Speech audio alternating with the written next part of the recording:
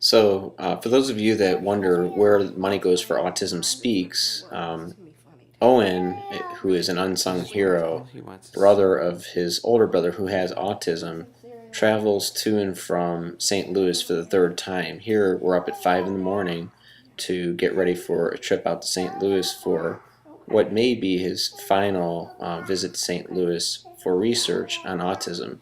What we're basically doing out there is we're one of about 500 families that are taking these trips to these hospitals to try to catch an autistic child in very early development. So Owen's been going since very young, and now he's older, much older, from being a newborn, and he's going to take one of his final tests at the research center. Hey, just keep going. Owen has had a very long day of travel, and we haven't even begun the research yet, so this will be fun. Alright, we've arrived at the research center, and this is where they're going to start to test Owen for development to see if he is developing as a normal child.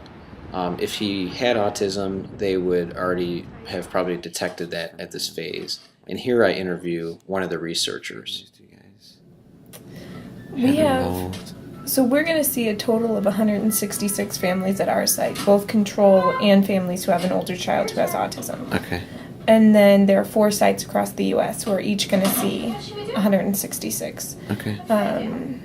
So there's probably like 600, so yeah, roughly like 600 families. For grants to kind of extend it to. Right. But that's what we have right now. And then the Autism Speaks, the part that they've actually funded, we've added a genetic component to the study. Okay. So they've funded the genetic component.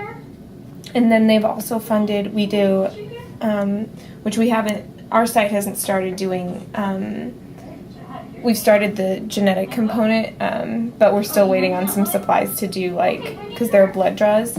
But we're still waiting on those supplies, but we've been doing mouth swabs with the 6-month-olds and the 12-month-olds. Okay. And then we're also doing an environmental interview that's going to be kind of all about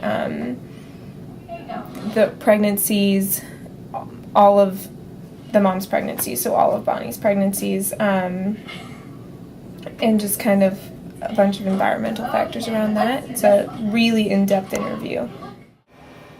This is probably the most gruesome part of the research. Right now, we're trying to rock Owen to sleep in a MRI room, and it's very unethical to put the children to sleep. So we have to rock him to sleep, and basically put earplugs in his ears after he's asleep, and then load him into the MRI machine, so that they can scan his brain and check his brain for any sort of development defects. If he had been autistic, they would have been able to find defects from birth up until now, and that would have been very valuable research information for the researchers. But Owen is not autistic, so he's not one of the 600 children that they hope to find another autistic child from.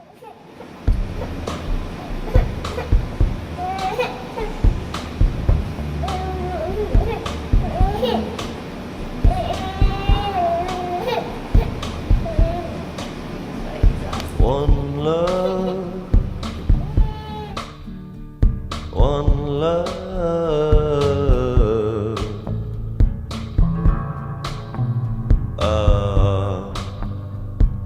carries on. One touch, one touch.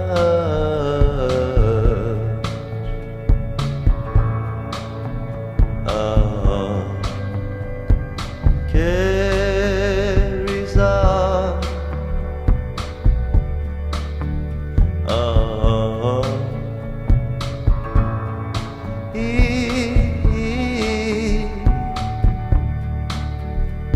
One love,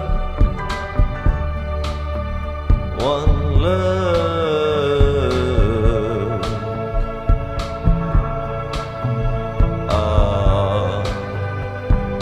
Carries on.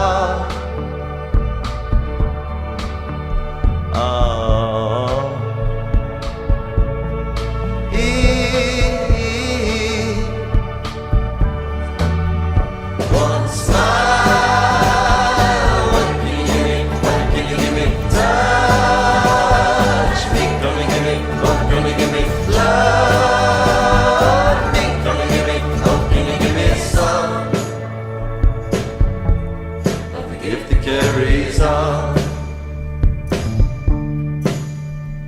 One word, one word.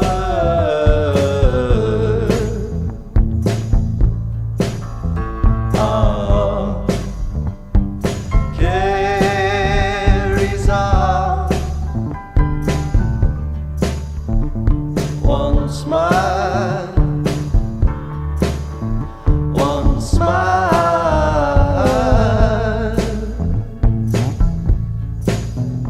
Oh, carries on. Oh,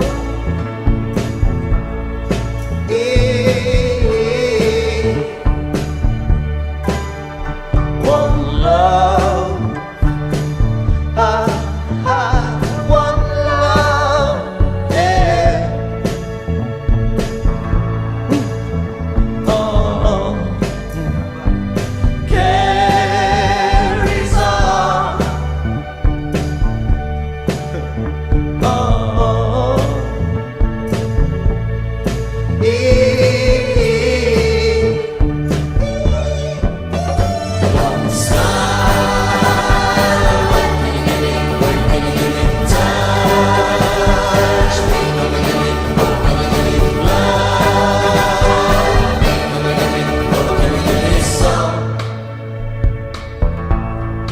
gift that carries on.